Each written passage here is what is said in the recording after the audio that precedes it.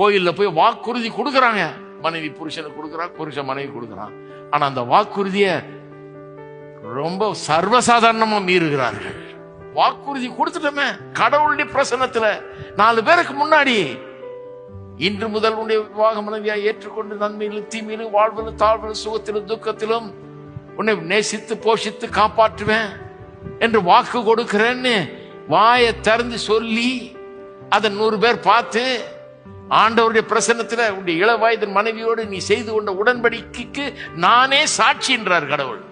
அவ்வளவும் பண்ணிட்டு அதை மீறதுக்கு கொஞ்சம் கூட தயங்குறது கிடையாது. என்ன உள்ளத்துலதான் அந்த அநியாயம் இருக்குது, உள்ளத்துலதான் பாவம் செய்யற குணம் இருக்குது. அதனாலதான் திருமண வாழ்க்கையில பிரச்சனை. ஆனா ஜனங்க என்ன சொல்றாங்க, ஒண்ணு இல்லைங்க, அவரை கூப்பிட்டு 4 புத்தி சொன்னா சரியா, புத்தி எல்லாம் சொன்னா சரியாவாதுங்க. ஆவியினால் நிறைந்து ஒருவருக்கொருவர் கீழ்ப்படிந்தீர்கள் இருக்குது. அப்ப அவன் ஆவியினால் நிறைஞ்சு ஆவியானவர் அவனுக்குள்ள வந்து ஒரு பெரிய மறுபிறப்பை உண்டாக்கி ஒரு மாற்றத்தை உண்டாக்கி ஆவி அவனுக்குள்ள ஊற்றப்பட்டு அதனால அவன் நிறைந்து இருந்தாதான் இப்படி வாழ முடியும். இதுவரைக்கும் அன்பு கூறாத விதத்தில் அன்பு கூற முடியும். கிறிஸ்து சபையில் அன்பு கூர்ந்தது போல மனைவியில் அன்பு கூற முடியும்.